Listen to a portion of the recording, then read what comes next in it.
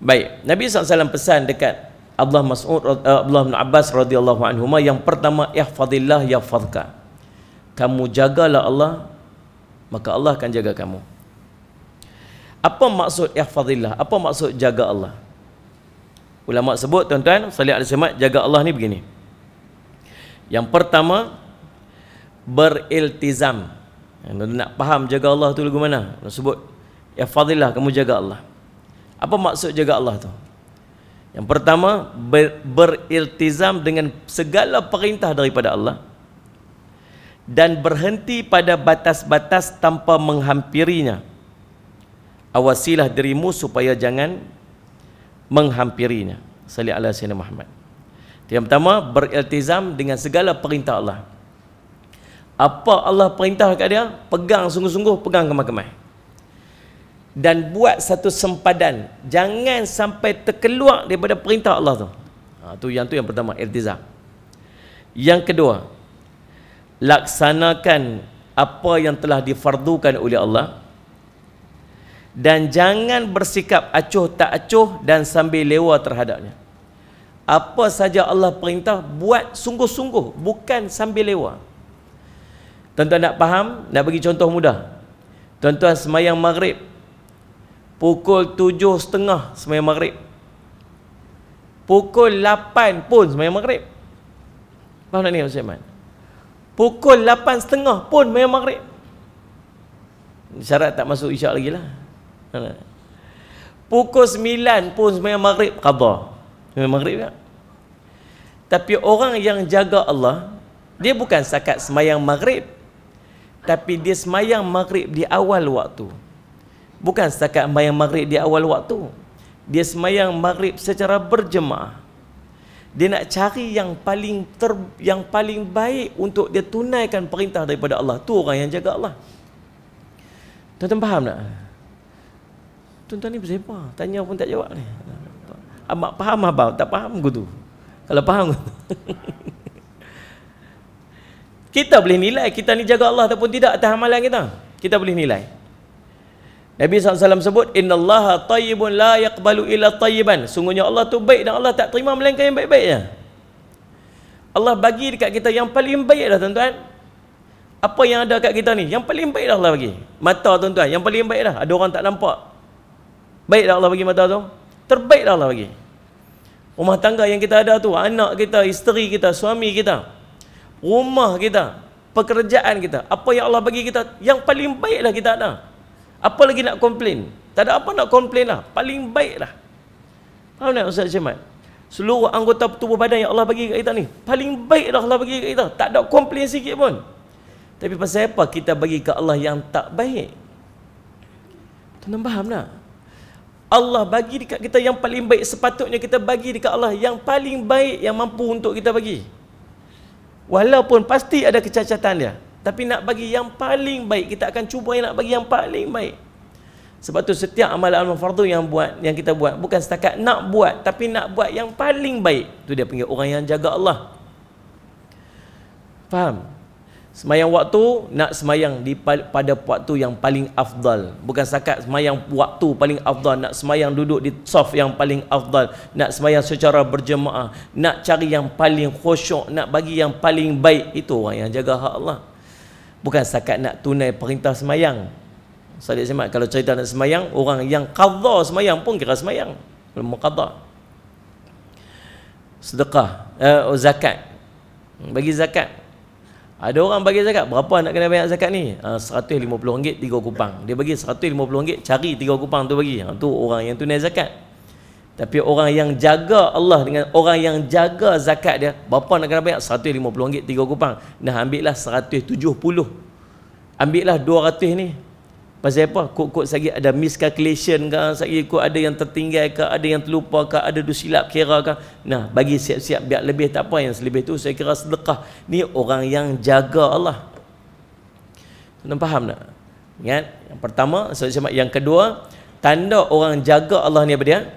Dia sangat salli alaihi wasallam Muhammad, berhati-hati, bersungguh-sungguh dalam melakukan perkara yang difardukan. Tak bersikap acuh tak acuh dan sambil lewa. Yang ni kita boleh nilai kita punya amal lagu mana. Main subuh tadi lagu mana? Jaga Allah tak? Sembahyang zuhur tadi jaga Allah tak? Sembahyang asar tadi jaga Allah tak? Maghrib tadi jaga Allah tak? Kita boleh jawab sendiri. Kita boleh tahu setakat mana kita punya nak bagi ke Allah balik tu. Dan yang ketiga, jauhi segala yang dilarang oleh Allah dan binalah satu benteng di antara kamu dengan perkara yang dilarang tersebut. Orang yang jaga hak Allah bukan setakat tak ambil yang haram, tapi dia membina satu benteng sebelum sampai yang haram. Ni orang yang jaga hak Allah. Benteng sebelum sampai yang haram tu nama dia apa? Syubhah. Syubhah. Dia tak usah ceritalah, judi memang tak main. Benda yang haram memang tak ambil. Benda yang haram memang tak makan. Itu semua orang kena buat. Tu dia panggil zuhud yang wajib. Tapi ada satu orang yang peringkat dia sedikit tinggi daripada orang yang biasa ni. Orang yang meninggalkan yang syubhah. Sebab tu ulama sebut zuhud ni ada 4 peringkat. Zuhud 4 peringkat. Kita ni zuhud tahu mana? Yang pertama dia panggil zuhud yang wajib. Zuhud yang wajib ni apa dia? Meninggalkan yang haram. Semua orang mukmin tinggal ni. Semua orang mukmin kena buat ni. Asal dia mengaku dia ni orang Islam, dia mengucap 2 kalimah syahadah, yang ni dia wajib buat, meninggalkan yang haram. Mai peringkat atas sikit, dia panggil zuhud meninggalkan yang syubhah. Bukan yang haram tak usah bincang dah. Yang syubhah dia tinggal dah. Syubhah ni lagu mana? Dia mai ragu benda tu boleh tak boleh, boleh tak boleh. Tinggal dah. Nabi SAW sebut, da'ma yaribuka ila ma la yaribuka. Tinggalkan benda yang meragukan kamu dan ambil benda-benda yang tak meragukan kamu, yang sahih. Kita ni kena belajar duk peringkat ni. Sama ada investment, sama ada makanan, sama ada muamalat, sama ada munakahat. Apa sahaja yang kita buat dalam kehidupan kita, kita pasti sama ada berjumpa yang haram, yang halal, yang syubhah. Bila mai yang syubhah ni dia nak pi tak pi, nak buat tak buat, nak buat tak buat. Dalam hati tu ada doubt dia panggil. Ataupun ada dua pihak, satu pihak kata boleh, satu pihak kata tak boleh. Satu pihak kata lulus, satu pihak kata tak lulus. Satu pihak kata tepat syariat, satu pihak kata tak tepat syariat. Bila ada benda yang macam tu, orang yang duduk di peringkat kedua ni, dia tinggal terus. Tak apalah, tak payahlah, kita cari yang lain lah. Faham tak ni? Sebab Nabi SAW sebut, innal halala bayyinun wa innal harama bayyinun wa bainahuma umurun mushtabihatun la ya'lamuhunna katsirun minan nas famanittaqa asyubahati faqad istabra'a lidinihi wa 'irdihi wa man waqa'a fi syubahati waqa'a fil harami. Halal tu jelas, haram tu jelas, kata Nabi SAW. Namun ada di antara keduanya yang nama syubhah yang ramai orang tak tahu tentang dia. Siapa yang tahu sebenar-benarnya tentang benda syubhah ni? Orang yang buat tu dia tahu. Orang yang menguruskan tu dia tahu benda tu syubhah ataupun tidak, halal ataupun tidak. Satu produk. Satu pihak kata apa? Halal. Satu pihak lagi kata apa? Tak halal. Kami duk buat kajian, kami dapati benda tu tak halal. Dalam tu ada apa babi-babi ke apa. Kawan tu kata apa? Taklah, lagi tak nampak benda babi lah tu, hampa telannya lah. Jadi tuan sekalian, satu pihak kata halal, satu pihak kata tak halal. Bagi kita yang tak tahu ni, bagi kita nama dia apa? Jadi apa? Syubhah. Sebab satu pihak kata halal, satu pihak kata tak halal. Dan dua-dua ni orang yang punya authority. Satu Kementerian Kesihatan contoh, satu lagi jabatan JAKIM ke bagi contoh. Dua-dua punya authority. Kita ni lagu mana? Bagi kita orang awam jadi syubhah. Nabi kata yang syubhah ni ramai orang tak tahu tentang dia. Bila sebut ramai orang tak tahu tentang dia, maka di sana ada orang yang tahu. Siapa orang yang tahu sebenarnya? Orang yang tahu ialah orang yang buat tu. Dia tahu. Betul tak ni? Kawan yang proses tu, dia masuk babi ke, dia tak masuk babi ke, dia masuk DNA baby. Sedap sikit sebut kan. Kau sebagainya, siapa? Dia tahu.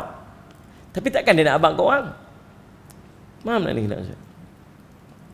Dulu, saya pernah lah duk terlibat dalam benda-benda yang macam ni lah.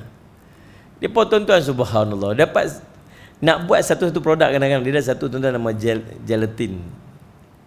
Gelatin ni tuan-tuan, salah satu daripada gelatin yang murah dalam pasaran tuan-tuan, gelatin yang buat daripada babi. Dia ada gelatin daripada tumbuh-tumbuhan. Mahal. Babi ni murah.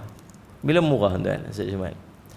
Depa proses daripada dapat sijil halal. Dapat sijil halal. Depa pelekat sijil halal tu. Bila berapa ketika depa nak kurangkan kos balik, depa pakai balik gelatin macam tu. Selepas berapa lama depa pergi rush dapat balik. Dapat tahu kata depa salah guna balik, maka sijil halal depa tu ditarik balik. Tapi benda tu dah tersebar berapa banyak orang duk pakai tu, in between tu. In between dia tipu dengan sampai dia jumpa tu. Kena faham ni Ustaz Syamad. Jadi Ustaz Syamad, benda ni takkan dia nak abang ke orang kata dia tukar bahan apa semua, dia tak tukar, dia tak abang. Jadi kita ni tak tahu, kita duk pakai macam tu je lah. Maka yang tahu sebenar-benarnya siapa? Tu orang yang buat tu. Sebab tu Nabi kata ramai di kalangan kamu yang tak tahu tentang dia. Maka Nabi pesan kat kita bila kita jumpa benda yang macam ni, benda yang syubhah ni, yang doubt dalam hati ni, orang yang jaga Allah ni dia buat guna. Dia kata salih alaihi Muhammad. Nabi pesan barang siapa yang berhati-hati dengan benda yang syubhah, dia dapat syubhah, dia sungguh sad. Berhati-hati. Maka waktu tu kata Nabi SAW, sungguhnya dia telah menjaga agamanya dan menjaga kehormatan diri dia. Bukan main-main. Orang yang jaga diri dia pada perkara yang syubhah, bukan benda kecil-kecil. Dia menjaga agamanya dan menjaga kehormatan diri dia. Orang yang ambil benda syubhah, dia tak jaga agama dia. Pasal dia tahu benda haram ni boleh menyebabkan hati dia hitam dan amalan jadi rosak. Mak tu kata apa? Hang tak masuk ke investment tu. Aku bukan tak mau masuk. Tapi satu pihak kata boleh, satu pihak kata tak boleh. Aku kata tak payah, tak payah ambil tu raya. Ambil lah. Dia kata. Pegang kata belah boleh tu sudah. Gitu. Memang boleh kan. Tapi orang yang warak dia tak buat benda tu. Dia ambil jalan selamat. Kita baik tak payah ambil tu raya. Itu tuan-tuan, waktu dia duduk kecoh-kecoh dulu pasal boykot tu kan. Lepas tu ada seorang tulis kat situ. Dia kata, hampa duk kalut nak boykot KFC lah, boykot McDonald ke, boykot apa, depa tu bayar lesen saja berapa persennya, 6% ke 4% ya. Rokok 12% bagi Israel, dia kata gitu. Saya rokok tu 12% ni. Punya tak mau makan McDonald, isap rokok. Rokok tu bagi 12% kat Israel, dia kata gitu. Dia lah kata bicara dalam grup tu kan.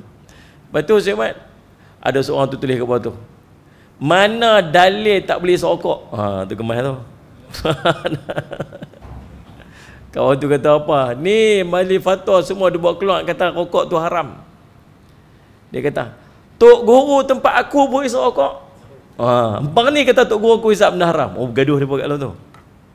Kau ni kata haram, kau ni kata kau. Lala kawan tu ada seorang tu, makruh lah makruh. Jenis orang rokok. Gaduh, kau ni kata haram, kau ni kata ni, kau ni kata makruh apa semua. Lala tahu dia buat, ada seorang tu komen apa tu.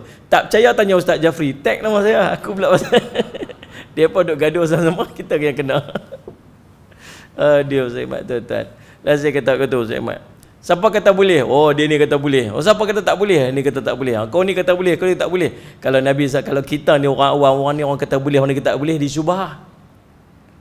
Saya buat tu ialah, bila syubhah ni Nabi suruh buat apa? Bila syubhah ni Nabi suruh tinggal. Nabi suruh tinggal. Zaman. Sebab orang yang meninggalkan syubhah, orang yang menjaga daripada perkara syubhah ni, maka sungguhnya telah menjaga agamanya dan menjaga kehormatan diri dia. Dia tak mau ambil sebab apa? Pasal apa tak mau ambil? Aku takut haram lagi.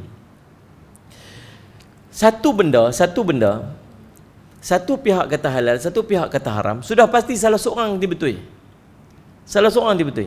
Dia tak boleh jadi dua-dua betul sebab benda tu satu ya. Dua-dua atas ijtihad masing-masing. Yang betul kata atas ijtihad dan yang kata tak betul, yang kata tak boleh tu pun atas ijtihad dia. Maka subhanallah, bila kita ambil, boleh jadi yang betul itu kata boleh, dan boleh jadi juga yang betul itu yang kata tak boleh tu. Kalau bila kita ambil tu yang kata boleh tu betul kat dia, maka alhamdulillah selamatlah kita. Tapi macam mana keadaannya, kita ambil dalam keadaan yang betul itu ialah orang yang kata tak boleh dia. Tuan-tuan faham tak ni? Maka kita telah ambil benda yang haram dalam keadaan kita tak sedar, kita tak berdosa. Cuma Imam Ghazali sebut macam orang minum racun yang dia tak tahu kata tu racun. Dia ambil, dia ingat racun, dia minum. Dia ingat dia tak tahu kata tu racun, dia minum. Maka benda tersebut tidaklah berdosa untuknya sebab dia tak tahu, tetapi tetap akan merosakkan tubuh badannya. Sebab tu kita duduk ambil benda haram, kita tak tahu tu haram. Sebab tu ibadat kita tak sedap, kita tak khusyuk dalam ibadat, kita tak dapat kemanisan dalam ibadat. Sebab kita duduk ambil benda syubhah. Kita nak kena buat, kita nak kena belajar satu benda tuan-tuan untuk meninggalkan benda-benda syubhah ni. Belajar untuk tinggal yang syubhah. Nah, tu peringkat kedua. Dia panggil Salih Samad orang zuhud. Nah. Baik, salli ala sayyidina Muhammad.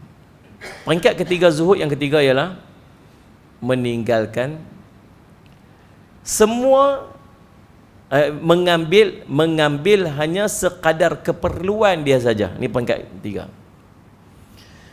Termasuk benda-benda yang halal pun dia tak ambil. Pasal apa? Pasal dia tak perlu benda tersebut. Dia ambil sekat perlu dia aja. Rumah dia sekat dia perlu saja, kenderaan dia sekadar dia perlu, dia makan sekadar dia perlu saja. Ini peringkat ketiga. Dan peringkat keempat zuhud yang tertinggi tuan-tuan ialah meninggalkan ke semua yang lain kecuali Allah dan Rasul dia. Oh, ni tinggi ya. Lain semua dia tak mau, tak lekat kat diri dia pun. Yang dia nak Allah dan Rasul saja. Ni tuan-tuan, kita jauhlah pada peringkat ini. Paling tidak tuan-tuan, kita duduk peringkat kedua tu dah madai dah untuk kita.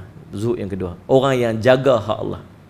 Tuan-tuan kena ingat, jaga Allah. Saya ulang lagi sekali. Yang pertama, iltizam, sungguh-sungguh atas segala perintah daripada Allah. Pegang sungguh-sungguh segala perintah daripada Allah.